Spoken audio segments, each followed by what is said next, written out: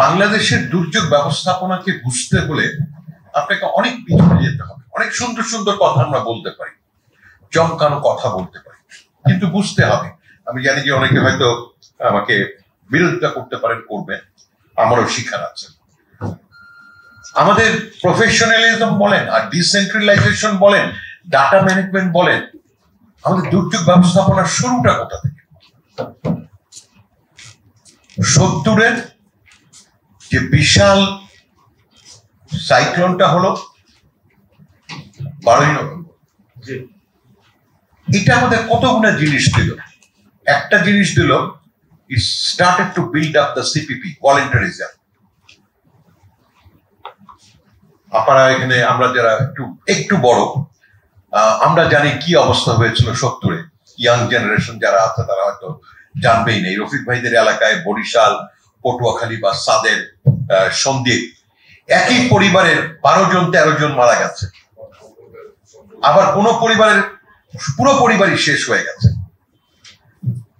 তো সেই অবস্থাতে মানুষের আমরা কি করে এটাতে রক্ষা করতে পারি? That started the volunteerism in Bangladesh in disaster management. কেমন মানুষ নিজে দৌড়ে আসছে, ভাই আমি কি করতে পারি? রফিক ভাই হয়তো আরো ভালো বলতে পারবেন।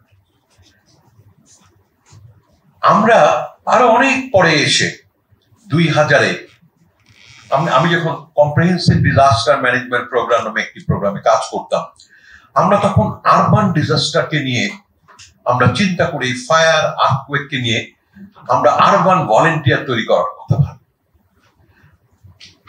সো আমরা একটা টার্গেট তৈরি করলাম যে বাংলাদেশের যে শহরগুলা অত্যন্ত ভূমিকম্পের কারণে ঝুঁকিপূর্ণ, সেখানে আমরা 60,000 ভলেন্টিয়ার তৈরি করব।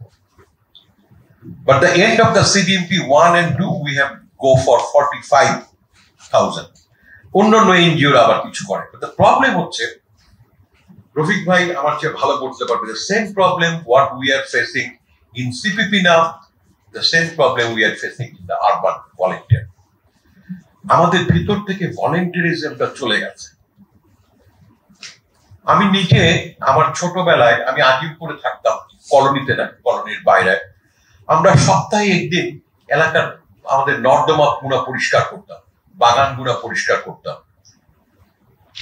আমার মেয়ে একজন আর্কিটেক্ট, আমার মেয়ে যখন বিশ্ববিদ্যালয়ে পড়তাম, যখন ওকে বলে যে আমার একটু সময় নেই, we ask yourself.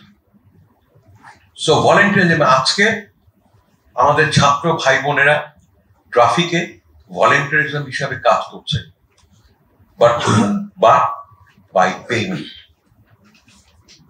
তারা পুলিশ অফিসারের মতো টাকা পাচ্ছে না, বাট একটা সার্টেন টাকা পাচ্ছে। দ্যাট অ্যাট্রাক্ট, এই জিনিসটা আমাদেরকে মাথায় রাখতে হবে। 1, 2 হচ্ছে 70-এ যখন দেশটা একেবারে ভেঙে চুরে গেল, আন্তর্জাতিক বিভিন্ন সংস্থা বাংলাদেশে কাজ করা শুরু করলো। One of the organization was care.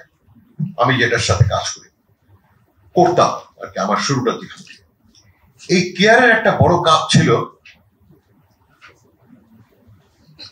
মানে রাস্তা, ঘাট, ব্রিজ, কালভার্ট এগুলো তৈরি করা, অর্থাৎ কমিউনিকেশনটাকে ডেভেলপ করা।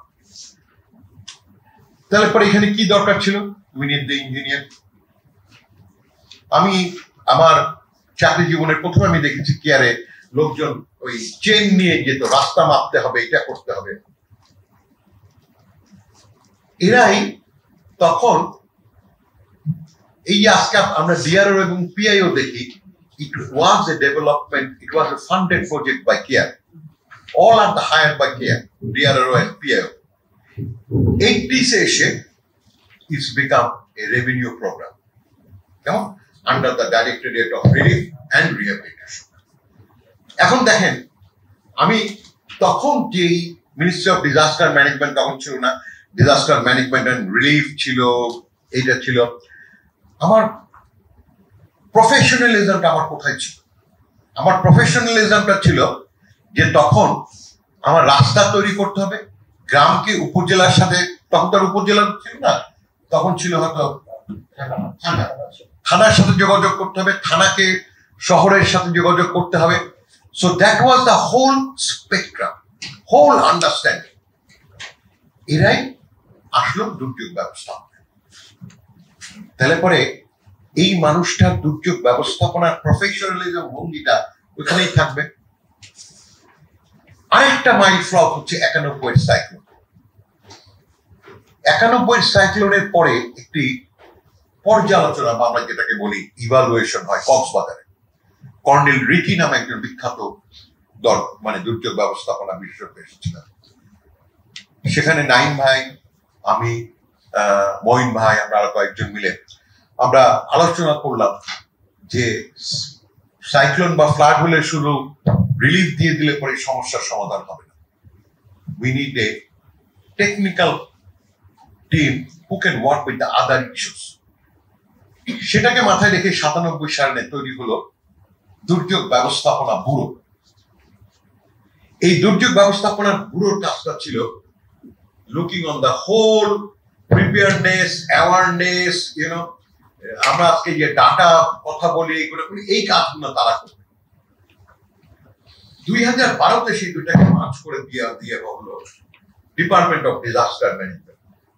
আনফরচুনেটলি এই যে ডিডিএম এর পার্টটা একেবারে মুছে গেল।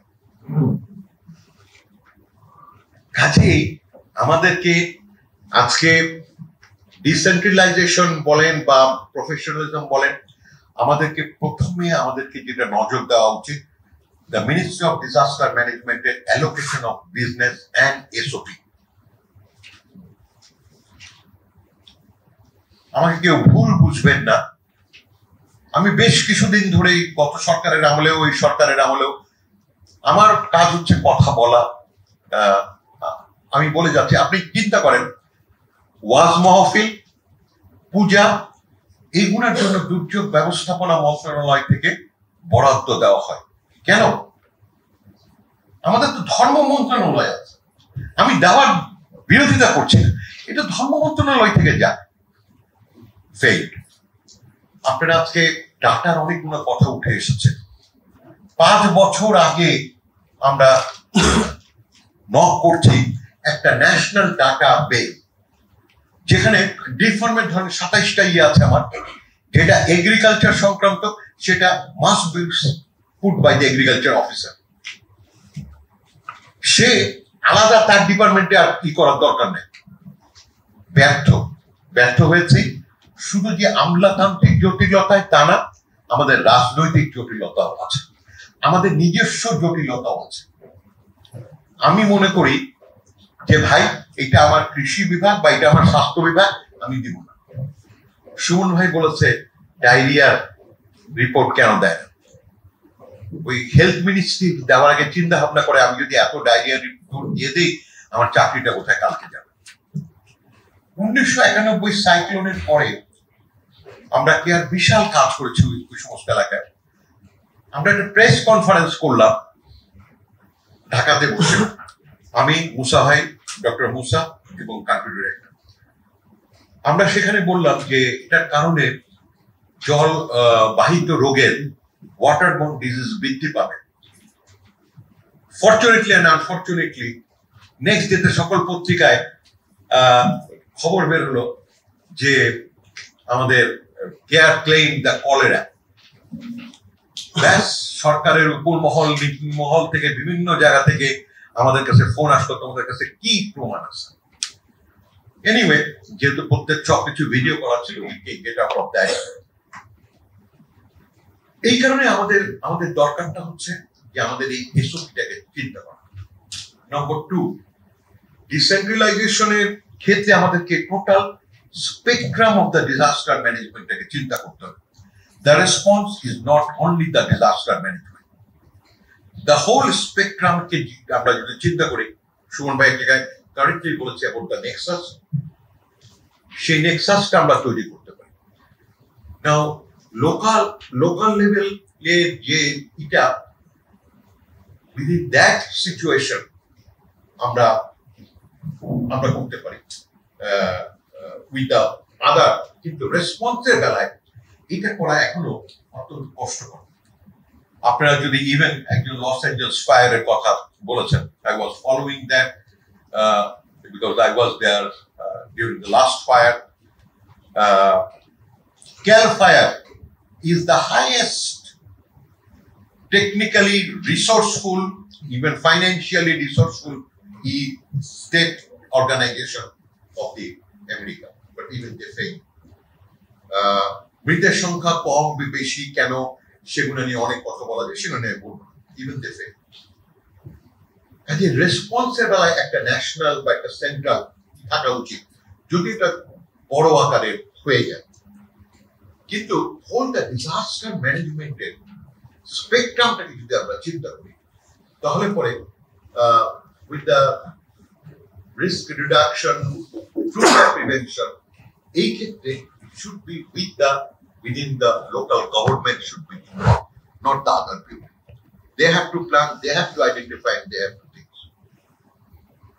3 নম্বর হচ্ছে ইনোভেটিভ ফান্ডিং এর ব্যাপারে আমরা অত্যন্ত ব্যর্থ হয়েছি আমাদের প্রাইভেট সেক্টরকে ইনভলভ করতে ডিজাস্টার ম্যানেজমেন্ট।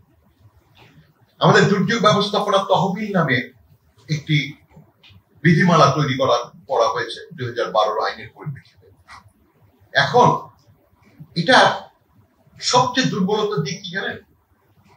সরকারের যে অর্থ ব্যবস্থা আছে সেই অর্থ ব্যবস্থা অনুযায়ী কেউ যদি এখানে টাকা জমা দেয়, যেমন জুনের 30 তারিখের মধ্যে যদি ওই টাকাটা খরচ না হয় তাহলে পরে এই টাকাটা ফেরত চলে যাবে to the national fund, whether it is in Dhaka or whether it is in Kurigram, it doesn't matter.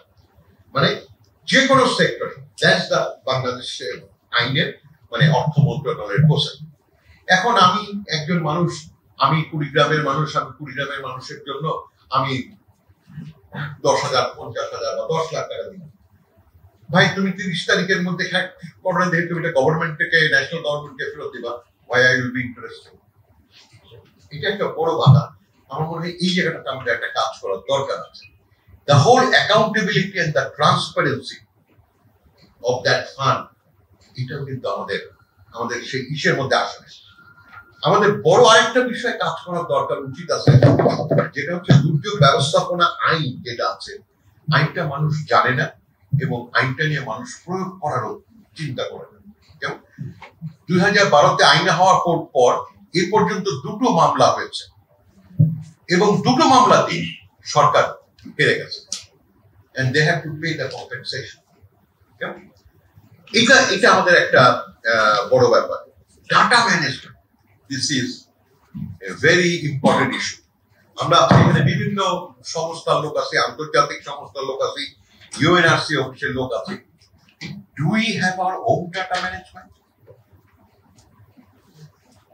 আজকে থেকে 10 বছর আগে, আজকে থেকে 5 বছর আগে আপনারা ডিজাস্টার কি হয়েছিল, কি কাজ করেছিলেন, কোন ফান্ডে, কোন জায়গায় পৌঁছতে হবে, আমাদের নিজেদের কাছে কোনো ডাটা নেই। ন্যাশনাল ডাটা তো নাই। আমার এখন কোনো কাজ করতে হলে আমি ক্রেডের উপরে নির্ভর করতে হয়, কিন্তু আমরা সেই ডাটাটাকে হোস্ট করার, ম্যানেজ করার আমরা এখনো ব্যবস্থা করতে পারি। এমনকি যে সমস্ত তথ্য আমাদের কাছে আছে সেগুলো আমরা ব্যবহার করি বা ব্যবহার করতে শিখি না।